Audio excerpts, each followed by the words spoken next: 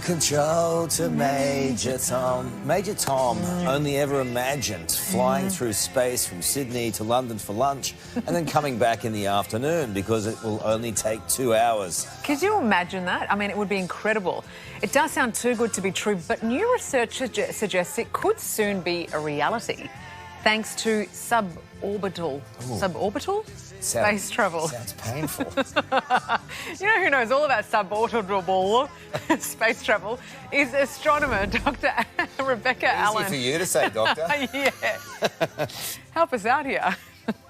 What is this? Well, it's called suborbital, and yes, it is a mouthful. But what's incredible about this type of travel is that when you're up touching outer space above what we call the Kármán line, then that means you don't have to travel through all this bothersome air, and you can actually go thousands of kilometers an hour, making that 17,000 kilometer trip from Sydney to London a lot shorter. Now, I don't know that I would recommend eating lunch because while it might be shorter, I don't know that it would be more comfortable. So it's literally the path of least resistance the higher you get, so you can track along pretty nice.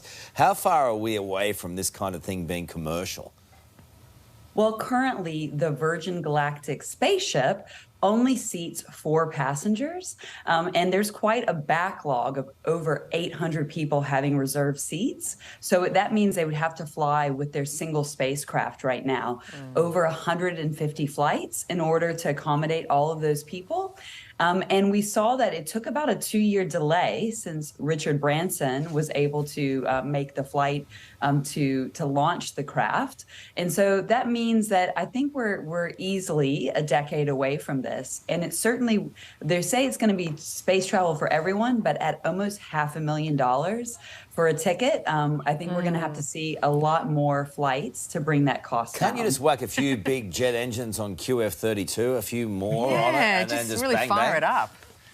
Yes, exactly. But it takes these incredible speeds to be able to reach these high altitudes.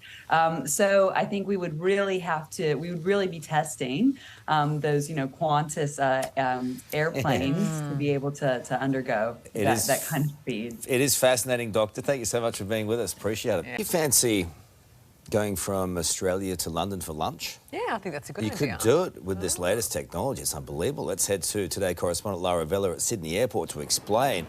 This idea is out of this world, Lara Vella.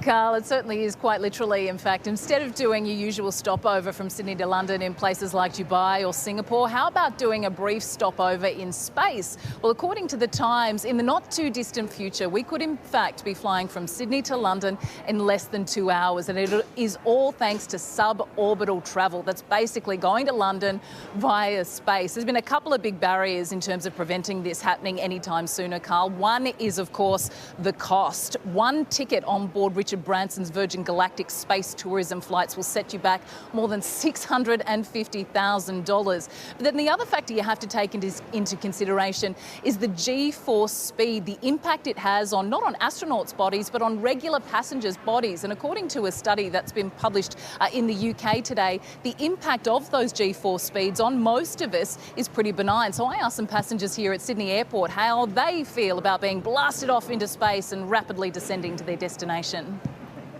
Scary. Do you think you'd be able to handle the G-force descent? No. I think I would be up for it, yeah. It'd be exciting and scary all at once. Would you fit?